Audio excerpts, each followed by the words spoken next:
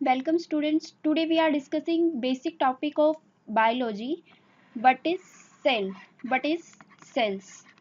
तो हम क्या करेंगे, स्टार्टिंग में पहले जो बेसिक इंट्रोडक्शंस होगा सेल का वो डिस्कस करेंगे।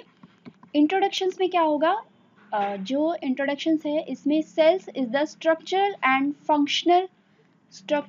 Functional unit of life. इसमें जो सेल्स है वो बेसिक क्या है, स्ट्रक्चर एंड फंक्शनल यूनिट है ऑफ लाइफ की। स्ट्रक्चरल यूनिट्स में क्या आता है कि जो सेल्स है, सेल से हमारे टिश्यू बनेंगे, टिश्यू से ऑर्गन, और ऑर्गन बाद में क्या करेंगे, फंक्शन प्ले करेंगे। ठीक है, तो इस so that's we can say that cell is the structural and functional unit of life. अब नेक्स्ट क्या है, एक साइंटिस्ट थे रॉबर्ट हुक। उन्होंने क्या किया था कि जो सेल है, सेल की डिस्कवरी की थी इन 1965 में। उन्होंने क्या किया, वो जो थे एक इंग्लिश साइंटिस्ट थे, उन्होंने एक ट्री लिया, ट्री की जो कॉर्क थी उसका एक मतलब पीस लिया, स्लाइस लिया, उसको माइक्रोस्कोप में ऑब्जर्व किया। After observation he describe small spaces surrounding by wall and name them self. जो ये आप स्ट्रक्चर देख रहे हो, ये स्ट्रक्चर जो है ये एक ट्री है। ट्री की जो कॉक थी, उसकी जो स्लाइस थी, उन्होंने उसको माइक्रोस्कोप में ऑब्जर्व किया। ऑब्जर्व करने के बाद ये जो आप वाइट वाइट स्ट्रक्चर देख रहे हो, इसमें एक होलो मैश टाइप स्ट्रक्चर है। इन्होंने बाद में क्या कहा, इसको सेल का नाम दे दिया। ठीक है, अब इन्होंने सेल नेम तो ड्राइव किया, लेकिन इन्होंने इस चीज के रिगार्डिंग कोई भी आइडिया नहीं दिया कि जो सेल्स है वो लिविंग ऑर्गेनिज्म में होंगे या नॉन लिविंग ऑर्गेनिजम्स में होंगे। तो बाद में क्या हुआ, साइंटिस्ट ने इन पे डिस्कवरी की, सेल्स पे कंटिन्यू वो रिसर्च करते रहे, और जो भी उसके बाद आइडेंटिफिकेशन हुई वो हमें बताते रहे। ठीक है, तो इसमें एक साइंटिस्ट थे रॉबर्ट ब्राउन। रॉबर्ट ब्राउन ने क्या कहा, उन्होंने सेल पर डिस्कवरी की। डिस्कवरी करने के बाद उन्होंने कहा कि सेल के सेंटर में एक न्यूक्लियस होता है, जिसमें हमारा न्यूक्लियस में डीएनए प्रेजेंट होगा। डीएनए जो है बेसिकली क्या है, जेनेटिक मटेरियल होता है किसी भी सेल्स का, और इसकी फुल फॉर्म होती है डीऑक्सीराइबो न्यूक्लिक एसिड्स। नाउ अब हम पढ़ेंगे जो बेसिक थ्योरी है सेल्स की। अभी हमें ये पता चल गया कि सेल्स को डिस्कवर किसने किया। ठीक है, जो रॉबर्ट हुक के बाद सेल की जो न्यूक्लियस की डिस्कवरी हुई वो पढ़ी हमने। फिर उसके बाद है सेल थ्योरी। सेल थ्योरी में क्या था,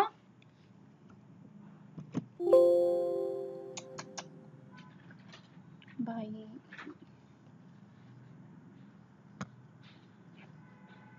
बॉल पॉइंट,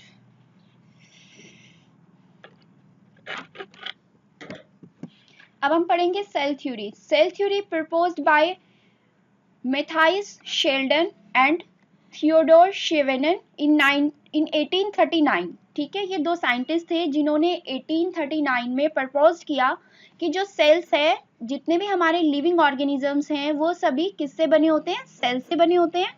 ठीक है, सेकंड उन्होंने कहा कि cell are the smallest working unit of all living things, कि जो भी हमारे लिविंग थिंग्स हैं उनमें जो सेल्स है वो सबसे स्मॉलेस्ट यूनिट है।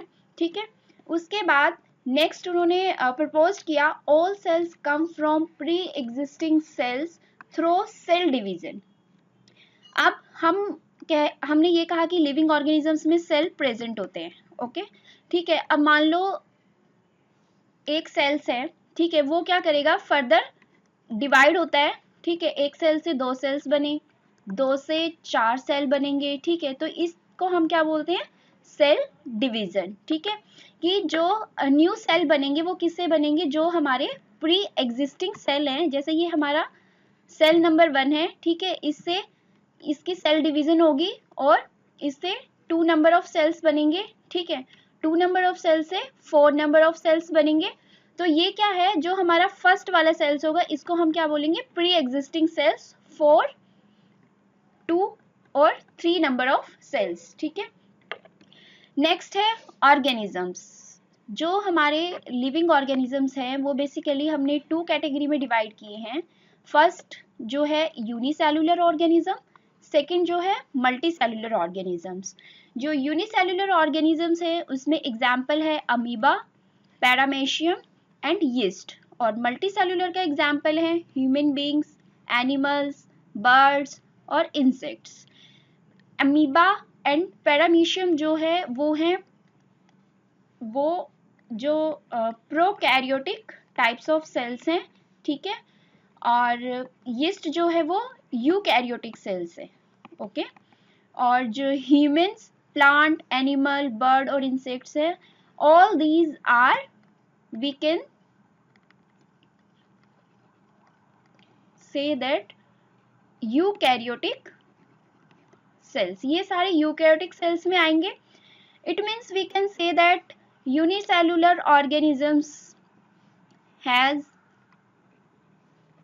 eukaryotic and prokaryotics, but multicellular organisms present only in eukaryotic cells. Now difference between unicellular organisms and multicellular organism.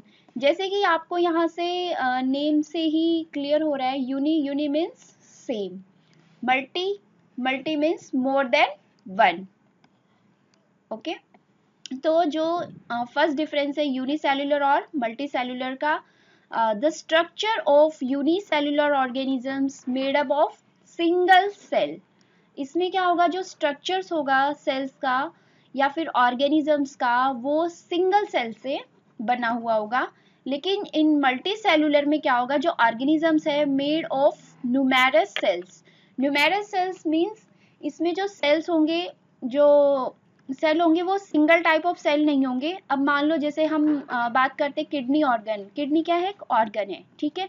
अब सेल से टिश्यू बनेगा, टिश्यू से ऑर्गन, ठीक है। किडनी के लिए अलग सेल्स होंगे, हार्ट के लिए अलग सेल्स होंगे, और वो क्या करेंगे, फंक्शंस भी अलग परफॉर्म करेंगे। तो वो किस कैटेगरी में आएंगे, multi cellular organisms. Second step जो है, the shape of unicellular is irregular. जो शेप होती है यूनिसेलुलर ऑर्गेनिजम्स की वो इरेगुलर होगी, लेकिन जो मल्टी सेलुलर ऑर्गेनिजम्स होंगे उनकी शेप्स जो होगी वो डेफिनेट शेप्स होगी। Definite shapes means we can say that, हम एग्जांपल लें, अगर ह्यूमन बींग्स का एग्जांपल लेते हैं, ठीक है।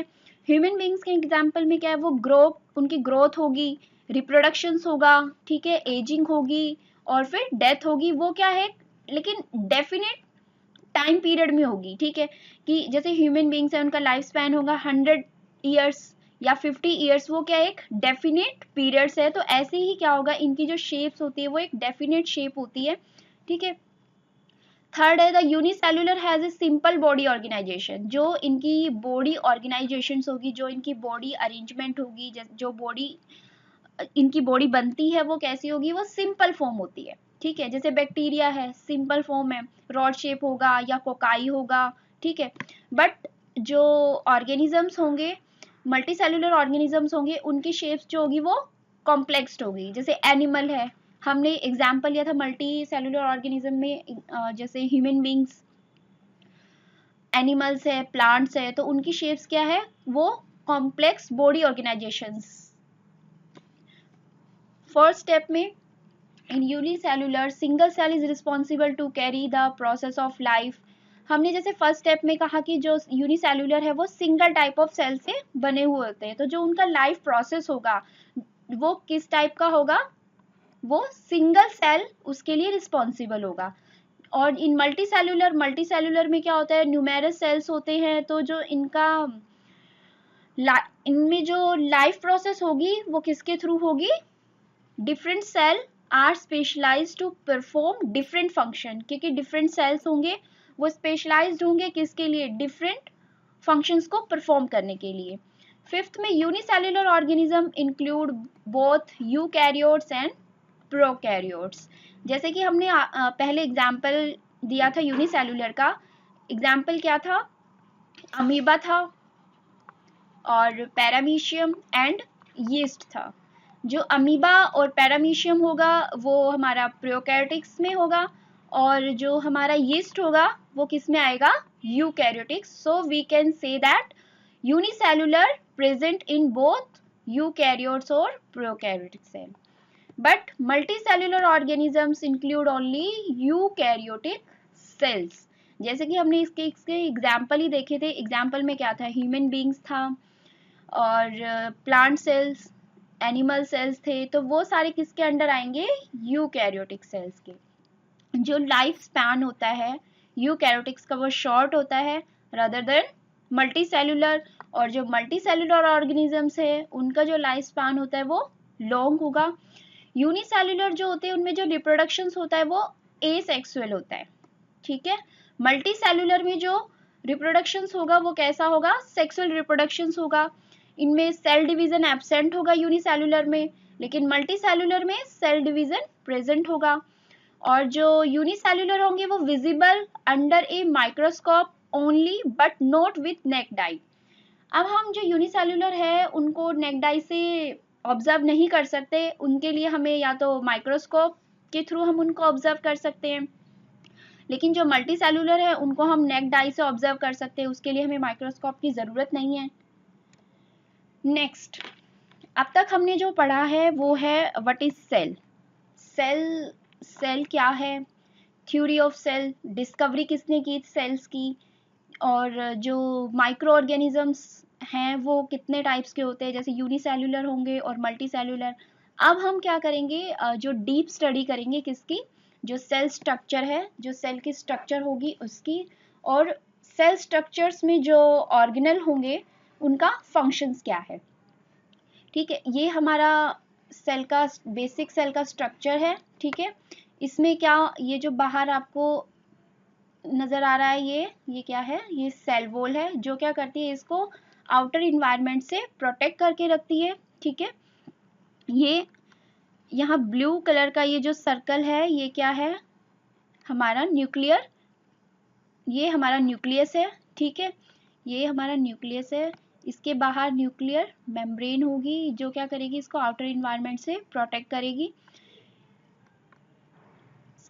यहाँ पे न्यूक्लियस और न्यूक्लियर मेम्ब्रेन के बीच में जो स्पेस होता है यहाँ पे न्यूक्लियोप्लाज्म होता है, ठीक है। ये जो आपको थ्रेड लाइक स्ट्रक्चर इसमें दिखाई दे रही है ये क्या है, ये हमारा जेनेटिक मटेरियल होता है, ठीक है। जेनेटिक मटेरियल क्या होता है, DNA is a genetic material,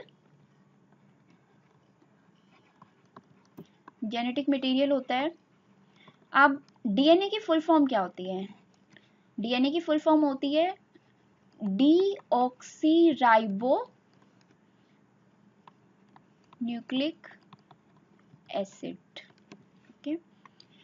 अब जो हमारा न्यूक्लियर मेम्ब्रेन होती है, न्यूक्लियर मेम्ब्रेन से हमारी एंडोप्लाज्मिक रेटिकुलम अटैच्ड होती हैं, ये हमारी एंडोप्लाज्मिक रेटिकुलम है। अब एंडोप्लाज्मिक रेटिकुलम भी दो टाइप्स की होती हैं, रफ एंडोप्लाज्मिक रेटिकुलम और स्मूथ एंडोप्लाज्मिक रेटिकुलम। ये जो हमारा यहाँ पे आपको स्ट्रक्चर दिखाई दे रही है ये है हमारी रफ एंडोप्लाज्मिक रेटिकुलम, और ये जो है ये है हमारी स्मूथ एंडोप्लाज्मिक रेटिकुलम। अब जो रफ एंडोप्लाज्मिक रेटिकुलम होती है उसमें आपको ये डॉट लाइक स्ट्रक्चर यहाँ पे नजर आ रही होंगे। ये जो डॉट लाइक स्ट्रक्चर होती है इसको हम बोलते हैं राइबोसोम, ओके। और जो हमारी स्मूथ एंडोप्लाज्मिक रेटिकुलम होती है इस पे राइबोसोम्स जो होते हैं वो एब्सेंट होते हैं। और ये हमारा माइटोकॉन्ड्रिया है, ठीक है। ये माइक्रोफिलामेंट्स है, ये जो ग्रीन कलर का थ्रेड लाइक स्ट्रक्चर है ये माइक्रोफिलामेंट्स है। ये सेंट्रोमियर होगा, ये माइक्रोट्यूब्यूल्स हैं, ये प्लाज्मा मेम्ब्रेन है। एक हमारी होती है सेल मेम्ब्रेन, सेल मेम्ब्रेन के इनर साइड जो मेम्ब्रेन होती है उसको हम कहेंगे प्लाज्मा मेम्ब्रेन। और ये माइटोकॉन्ड्रिया, ये इंटरमीडिएट फिलामेंट्स होंगे, ये राइबोसोम्स, ये जैसा कि हम पहले डिस्कस कर चुके हैं ये हमारी एंडोप्लाज्मिक रेटिकुलम है, ये हमारा न्यूक्लियस है। ये अंदर जो ये आपको डार्क ब्लैक कलर का पोर्शन दिख रहा है ये न्यूक्लियोलस है। ये हमारा क्रोमेटिन है, थ्रेड लाइक स्ट्रक्चर जो होगा, ठीक है। क्रोमेटिन में क्रोमोसोम्स होंगे, क्रोमोसोम्स में हमारा जेनेटिक मटेरियल होता है। ये गोल्गी एपरेटस है, ये हमारी गोल्गी वेसिकल्स हैं जो कि गोल्गी अपरेटस से कनेक्ट होती हैं। ये हमारा सेल के अंदर जो एक फ्लूइड होता है, ठीक है, उसको हम बोलते हैं साइटोप्लाज्म। ये हमारी वैक्यूल्स होंगी, ये स्टोरेज के काम आती हैं।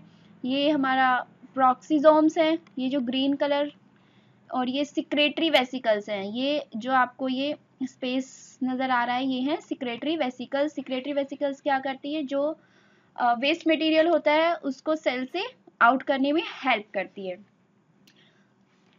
तो अब हम नेक्स्ट यहाँ पढ़ेंगे जो सेल्स के डिफरेंट ऑर्गेनल्स हैं और उनका फंक्शंस क्या है। फर्स्ट हम डिस्कस करेंगे न्यूक्लियस। अब हम यहाँ पे ब्रीफली डिस्कस करेंगे एक एक सेल्स ऑर्गेनल्स को। हमारा फर्स्ट सबसे पहले हम डिस्कस करेंगे न्यूक्लियस। न्यूक्लियस क्या होता है? Nucleus is a membrane bound organelle होता है that contain genetic material DNA of eukaryotic organism. जैसा कि हमने पहले देखा था कि एक न्यूक्लियस होगा, न्यूक्लियस के बाहर न्यूक्लियर मेम्ब्रेन होंगी, ठीक है, और उसके अंदर क्रोमेटिन होगा, क्रोमेटिन्स में क्रोमोसोम प्रेजेंट होंगे। ये हमारे पास क्रोमोसोम्स हैं, ठीक है। क्रोमोसोम्स के अंदर क्या होगा? ये थ्रेड लाइक जेनेटिक मटेरियल होगा। ये डीएनए का स्ट्रक्चर होगा। डीएनए जो होता है थ्रेड लाइक स्ट्रक्चर होता है इसकी, ये ऐसे हेलिकल स्ट्रक्चर्स होती है डीएनए की, ठीक है। इसमें ये डीएनए की हेलिकल स्ट्रक्चर्स होती है और इसमें ये बेस पेयर प्रेजेंट होते हैं। बेस पेयर जो होते हैं वो ए, टी, सी और जी, ठीक है। इनमें कोवेलेंट बॉन्ड होता है, ये इनमें डबल बॉन्ड, ए और टी में डबल बॉन्डिंग होती है और सी और जी में ट्रिपल बॉन्डिंग होती है। ए एडिनाइन, टी थायमीन, सी साइटोसिन होगा और जी ग्वाइनिन होता है, ठीक है। डीएनए में जो बेस पेयरिंग होगी वो ए की टी के साथ होती है, सी की जी के साथ होती है, ठीक है। तो बेसिकली जो न्यूक्लियस का फंक्शंस होता है वो क्या करता है? न्यूक्लियस जेनेटिक मटेरियल हमारा न्यूक्लियस में होता है, ठीक है, और ये यूकैरियोटिक्स ऑर्गेनिजम्स में प्रेजेंट होता है। नेक्स्ट है हमारा माइटोकॉन्ड्रिया। अब हम यहाँ पे माइटोकॉन्ड्रिया की बात करें, जैसे कि हमें स्ट्रक्चर में दिखाई दे रहा है कि इसमें आउटर मेम्ब्रेन होती है जो क्या करती है, माइटोकॉन्ड्रिया जो हमारा सेल ऑर्गेनल्स होगा उसको प्रोटेक्ट करेगी। और फिर एक इनर मेम्ब्रेन होती है, ये जो आपको यहाँ पे लाइट कलर में शो हो रही है, ये हमारी इनर मेम्ब्रेन है। ये क्रिस्टे है, जो ये अंदर का जो ये स्पेस पोर्शन है ये क्या होगा? ये क्रिस्टे होगा।